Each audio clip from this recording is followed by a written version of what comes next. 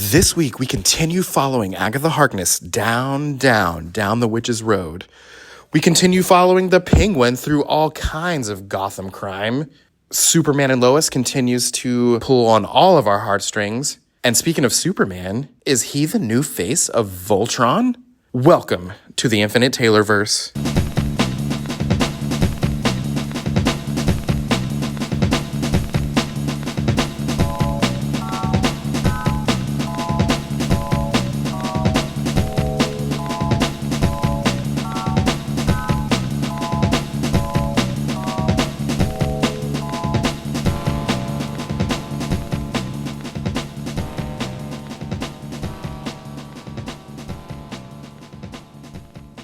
Warning. Red alert. Ay, ay, ay, ay, ay! Danger, Will Robinson. Danger! That's the emergency alert. This episode is full of spoilers for some of the latest and greatest nerdy movies and shows. Spoilers. Listener discretion is advised. What's up, everybody? Welcome to the Infinite Taylorverse podcast. I'm Billy Taylor. And I'm Taylor Oxner. And this week we are back after a really fun week hanging out with friends old, friends new at BadCon. And we're back to talk about what's going on out there in the pop culture universe. But before we do all that, Taylor, what have you been nerding out about this week, man? This week I have been nerding out about two things. One of them is the movie. Have you ever seen the movie Frankenweenie? Yes. I watched that for the first time and it was a lot of fun. Oh, man. And it wound up being way better than I thought it was going to be too. Like, it was good. Yeah. So that, and then DC's event called No Justice, Uh-huh. where they get like Brainiac gets a bunch of random characters and throws them in like 4 separate teams, and they have to work with each other to fight these giant space gods that are going to eat the world. Yeah, that does sound fun. It is. So Team Mystery includes Starro, Starfire, Superman, Martian Manhunter, and Sinestro. Team Entropy is Lobo, Batman, Luthor, Deathstroke, and Beast Boy.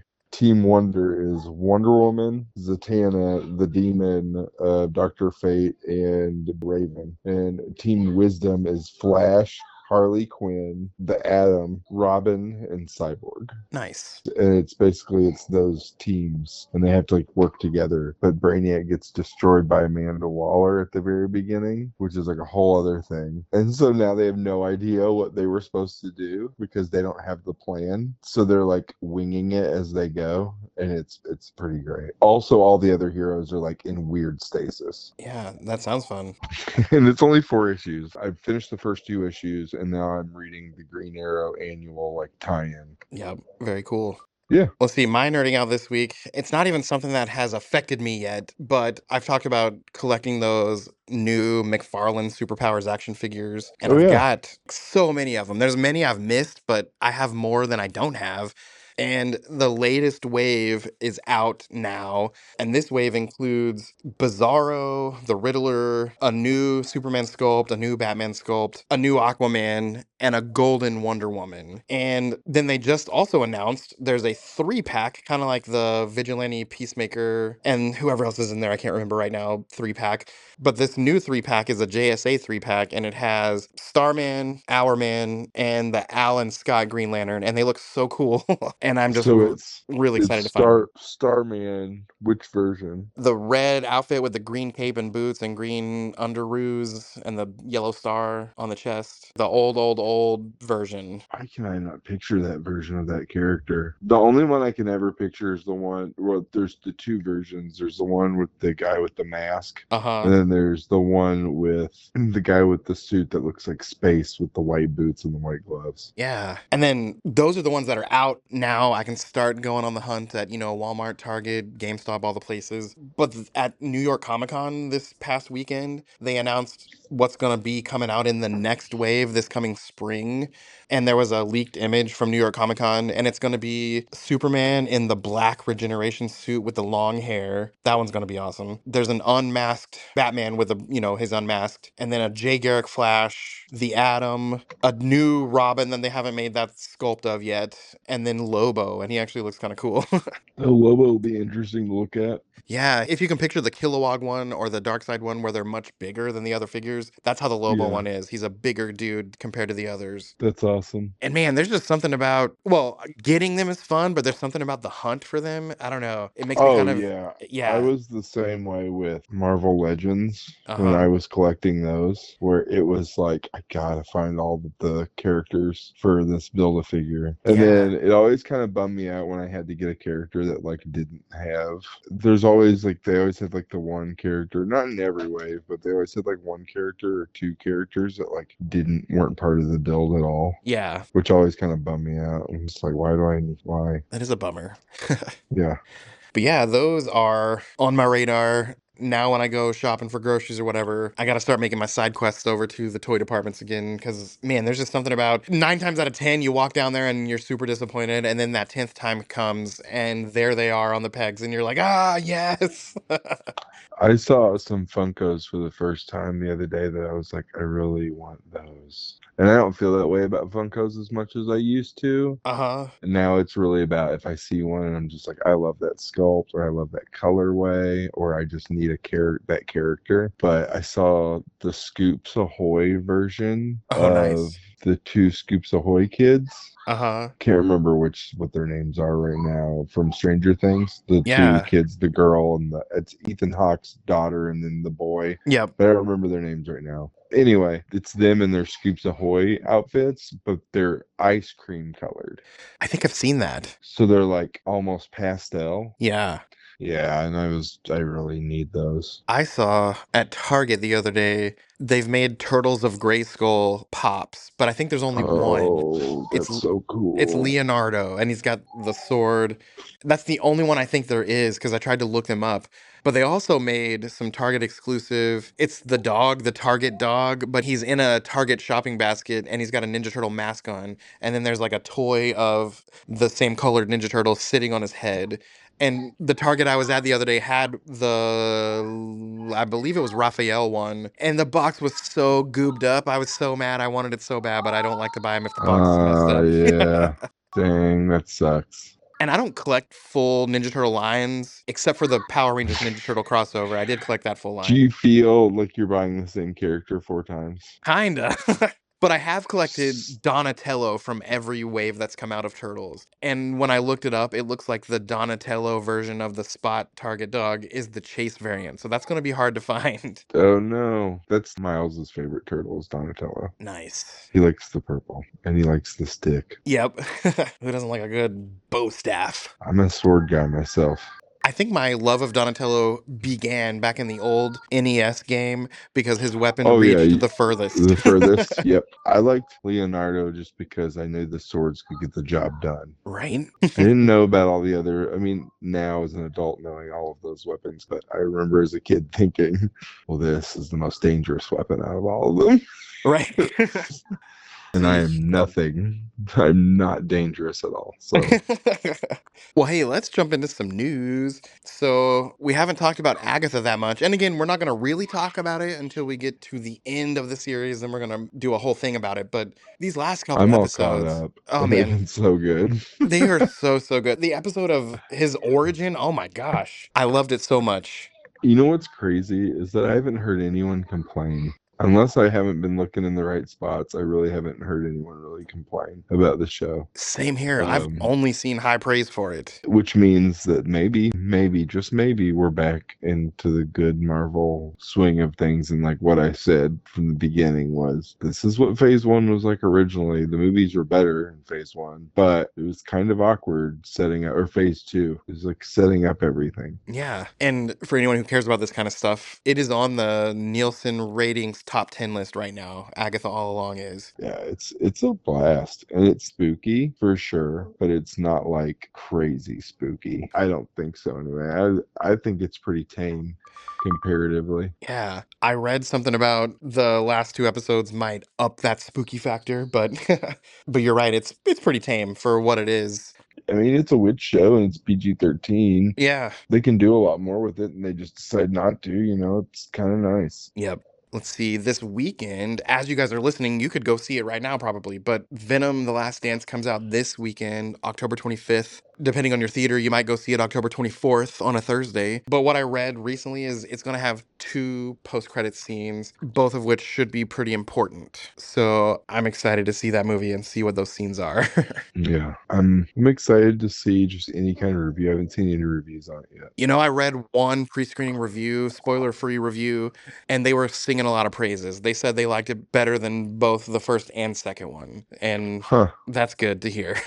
I liked him, but Yeah. okay. Let's see, Daredevil Born Again, we know that that's coming, but it finally has a premiere date. It's going to come out on March 4th on Disney Plus, and that's one I'm super excited about. Yeah.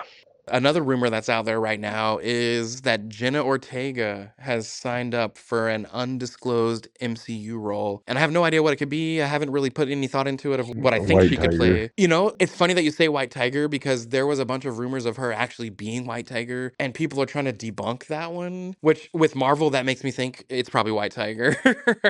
I mean, I'm trying to think. White There's Tiger White was my first Tiger, thought for and then sure. there's Miss Chavez, America. Yeah. But we already got American her, if Chavez, you but we already, remember. yeah, Yeah. but we already got her. That's what I'm saying. I was like, I mean, unless they were going to gender swap somebody, because they could easily gender swap Sam Alexander, the Nova character. Oh, that's true. Oh, wouldn't that be crazy? If that's her, like if Yeah. she is Sam, but Yep. she goes Samantha, but goes by Sam and Alexander. Oh my God! If I just called that like through our own like just random talking, I need another job. You got a This pretty is, good track record for this, man. So, let's just say that it's one of those two things. yep. That would I be think it's awesome. going to be either White Tiger or they're going to go completely left side with it. Or third option, Valeria Richards. Okay. I doubt it, Yeah, but I like it. We've also talked a little bit about the animated Friendly Neighborhood Spider-Man series that's coming to Disney Plus. That is going to be out on Disney Plus January 2025. They haven't said the date, but that's the month it's going to come out. So that's approaching as well. that's insane that that's finally coming out. Yeah, it feels like we've been talking about it forever. Years. Yep. If it's the same show I'm thinking of, it's the cartoon Spider-Man freshman year show. Yeah, and there's been many changes. It was supposed to be tied to the MCU, and now it's not, but it's finally coming. I can't wait to see it. Yeah, I'm interested. There's another rumor right now floating out there, and this one makes sense, but it sounds like when Avengers Secret Wars happens, we're going to see Thanos again, which makes sense. You got the multiverse, you're pulling in all these people from all these worlds. It would make sense to see that character again with as big of a, shockwaves he sent through the whole MCU. Why wouldn't they include a version of him in this big Secret Wars battle? Do you think Doom's gonna kill him Ooh, that would be like he crazy. did in Secret War? Or wait, was it Secret War where Doom kills him? You know what? I don't remember. I feel like it's either Secret War. It's either he kills him or I don't know who else. It was a God Doom. I'm pretty sure he like grabs his head and like pulls his whole spinal cord Ooh, out. yeah. Like it's pretty brutal. And he does it in Imagine. like front of everyone. And it's so just kind of like, oh wow, okay. Think of think of an Endgame, how many characters from the entire galaxy that it took to destroy Thanos, and then you got this Doctor Doom variant that comes in and wipes him out just like that in front of everyone. That would kind of set the tone for how bad this dude is. Yeah. I mean, if I remember correctly, Thanos is like one of the few people who like were part of the villain group that survived the incursions. Yeah, And then yeah, Doom took him out. It's almost as soon as he saw him. yep. Well, one last thing with Marvel this week. Right now, they're talking about how Marvel Studios is currently developing its first ever video game that is actually set in the MCU. So they've got a lot of Marvel games, but there's one coming out pretty soon that's going to be set in canon with the MCU. And I think that's kind of cool. There's no details as to, is it Avengers? Is it Spider-Man? Is it whatever? There's none of those details right now, but something's coming along that is going to be canon to the overall thing. It And would be that's, cool to get a Fantastic Four game so that they could fill in the gaps of time, oh, what was yeah, going on with them. that would be cool. You know what I mean? Also, with this whole multiverse construct, hopefully they don't cop out and say, "Oh, well, it's canon, it's just a variant." Like, Yeah. well, over with DC, Penguin has been awesome. Let's see, we didn't really talk about it last week, but episodes 4 and 5 have happened since the last time we talked. I think episode 4 is going to get that woman playing Sophia Falcone. She's going to get some awards. That episode was crazy, You think crazy so? good. Yeah. And then episode 5, we just keep seeing more and more things happen. We're seeing the rise of this sort of kingpin character that the Penguin kind of eventually becomes, but we're not quite there yet. But yeah, again, Penguin, just like Agatha, when we get to the end, we will talk some more about it. But I can't believe how good this show is. I was expecting to like it. A little bit of nerd obligation making me want to watch it, but it's actually exceeding my expectations, and I'm finding myself looking forward to it every week. So far, what I've seen of it, I've really enjoyed as well. Now, Superman and Lois.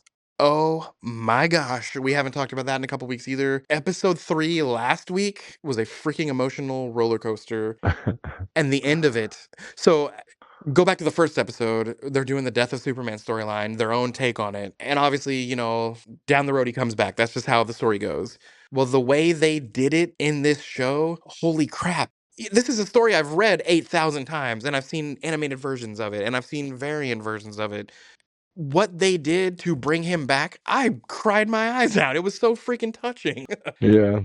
So in this episode that happened last week, Sam Lane, Lois's dad, there's a lot of flashbacks in the episode. They're living in a world where Superman's, dead. And other heroes are filling in the gaps. You got Steel and his daughter, and you got Superman's son. Well, the other son freaks out and starts like punching the wall and getting so angry. And all of a sudden his powers show up. But he's the jock son. So it all came so easy to him. And by the end of the episode, you got 2 super sons, and then you got Steel and his daughter, and you got the DOD, the military, but Superman's gone. And long story short, Lex Luthor's being a menace to Lois and her family, and he's found out that Clark is Superman. He put 2 and 2 together, the way Lois reacted when Superman died and her boys reacted. And anyway, you get in this episode, and from the prior season, there's this serum that Bruno Mannheim created to kind of cure his wife because it had Superman blood in it and all this and all that. And all it did was kind of amp up powers and strength and all this. Well, Sam Lane gets this idea that he's going to steal this last vial and find somebody that would be willing, like they're probably, on their last days of their life, and give him the serum. And maybe their heart could be a good transplant heart for Superman because Doomsday literally ripped his heart out. And after his heart was ripped out, the boys rushed him to the fortress, and his AI mother put him in basically a Phantom Zone type stasis so that he would not decay and die. Well, fast forward to this episode, a bad guy shoots Sam Lane, Lois's dad, and instantly he starts thinking, "Oh, crap, this is the end." He shoots himself with this serum, and he goes outside and he starts, trash talking Lex Luthor, and the monster, the Doomsday monster, Lex Luthor orders it to kill Sam Lane, and he picks him up and snaps his neck, and he falls. Well, you find out there was a contingency plan that he told John Henry Irons, "Hey, take my body to the Fortress of Solitude as fast as you can and see if this heart, which is now injected full of this super serum, is a viable heart that can be transplanted into Clark." He literally knew that was coming and sacrificed himself to do that. And the whole episode, you're seeing flashbacks to Clark reveals his identity to Sam Lane, and now that was kind of emotional. Sam's trying to talk him out of, "Don't marry my daughter, it's too dangerous, blah, blah, blah, blah, blah." But they both convince him how much they love each other, and he finally gives his blessing. Then you fast forward to this scene where his dead body is rushed to the fortress, and the AI mother kind of gets to work, and the rest of the show plays out, and the final scene is it pans over to, Superman, Tyler Hoechlin, and his eyes open and he gasps a big breath, and that's the end of the episode. And so that was last week, and then this week's episode was just dealing with him being back, and oh my gosh, dude, I don't know if you can hear the emotion in my voice, but it was so freaking good. I've never liked Sam Lane, and this episode completely changed how I feel about Sam Lane. It was awesome. It's him and Thunderbolt Ross for like 2 worst fathers ever. Yeah. And Military fathers. then this episode happens and completely changes my opinion of him. Mm, Oh, did you see the image that came out? The first glimpse of it's Superman sitting on the moon with Crypto, and they're looking down at the Earth. Did you see that image? I did. I'm kind of excited that he's throwing in Crypto. There's a lot of... Are you that surprised? Oh, not at all with James Gunn. Yeah, the man loves critters. Yep. And he's any sort of pet. It's very interesting. I don't get all the hate people are throwing at this dog, but I don't know. I'm excited for it. It's because they want something. The DC people are used to something that's more grounded, I think. Yeah. And it's what they've been force fed now for however long. And Yeah. so I think this is going to be more of a MCU approach where you're going to get a talking raccoon with a giant gun. Right. Or you're gonna get Captain America is literally gonna be wearing it in the American costume, like Captain America's costume. Yeah. Like it's not just leather and one color, and you know what I mean? Yep. The bombast is there. Yes. Well, the final thing with DC this week, much to everyone's surprise, Joker 2 was kind of a flop. And as we're recording this, I think it's October 22nd. So by the time you guys are listening, it's going to be the 25th. Well, by next weekend on October 29th, it's already going to be on video on demand. Oh my God, are you I'm serious? dead serious. And this movie just came out. It cost 200 million to make, and I think it's made somewhere around not even 50, something like that. I don't remember. Wow. Yeah. And that's the video on demand, so you can buy it on Amazon or whatever. And then it's going to be on Max. It's about 4 weeks later on November 25th. So you don't even have to buy it. And I was going to try to go see it soon, but hearing that it's going to be on home video in less than a month, I don't know, man. This might be the first Marvel or DC movie in the past decade and a half that I don't just go out and see it. And that makes me feel weird. It just sounds so stupid. Yeah. On a brighter note, over with Star Wars, the Skeleton Crew series has a premiere date. It's going to be out on December 3rd. That looks really fun. It looks kind of like Goonies meets A Galaxy Far, Far Away, and I'm kind of excited to see it. Yeah, it'll be good. It'll be good to have new Star Wars. The last few things on the list here. So, Henry Cavill, it was just announced that he is going to be the lead in an upcoming live action Voltron movie, and I think that is really cool. Live action Voltron movie. Yes. Interesting. I know, and it's making me wonder which character is going to be the Black Lion because that's kind of the leader, right? Yeah, That would be really cool. I'm excited for that. would be cool. For people who like the Dune franchise, there's a Dune prequel series that I had no idea was even coming, but it's premiering on Max in less than a month on November 17th. It's called Dune Prophecy, and it takes place 10,000 years before the movies. Oh wow. And it's a weekly series on Max coming out next month. And I watched the preview of it the other night, and it actually looks really good. And Oh, right on. I know a lot of people love those movies. If I'm being real honest, it took me a couple tries to get into them. I don't know why. I like sci-fi. I like that kind of stuff. But once I got into it, I actually liked those movies too. And this series looked, I don't know, it pulled my interest even more than the movies did. So I'm sure I'll check it Okay. out. All right. And the final thing on the list here, we have finally got a premiere date for Invincible Season 3. It's coming out February 2025, so we're a few months away, and obviously that show's awesome, so you're going to want to check that out. I hope eventually this show gets like a normal release schedule. Yeah, Because I know the first one, it was COVID, right? The second one, it was, they still didn't know if it was going to do well. yeah, But now they know that it's going to do well and like it's really popular. I wonder if that will get sped up. yeah, I mean, I get that a lot of people are in it who have a lot of money and who are really famous, but still, it's like a cartoon. So, like, you go in there, you do your lines, you're done. yeah. And these days, people don't even have to go somewhere. Most of these people do it from their homes. Yeah. But yeah, hopefully they get some kind of a schedule, some kind of routine Like a schedule. normal, Yeah, yeah, like some kind of like normal release date. Like it just seems so like HBO Maxy or just HBO in general. Like it's just like so, and I hate that. I just find it so obnoxious. yep. Because I don't know whether they do that so they don't miss the deadline. It's always to me just so much. Yep. Well, locally, there's not really much going on. I know Kansas City area people, this past weekend, you might have made your way down to Planet Anime. And I didn't attend Planet Anime. The week before we had a con, I've got a con coming up. There's just so much going on. I had to put my funds strategically. But that's looked like it was a good time. And my favorite part about when Planet Anime is over, they start to make announcements for Planet Comic Con, and I'm excited to see who they're going to bring out this year. So look forward to that. Start looking at their social media to see who's going to be coming to this con in the next Yeah. few weeks to come. But hey, that's about it. So as for us here at the Taylorverse, I've been Billy Taylor. I'm Taylor Oxner. And come back next week, guys. Same Taylor time, same Taylor channel. Bye. Bye.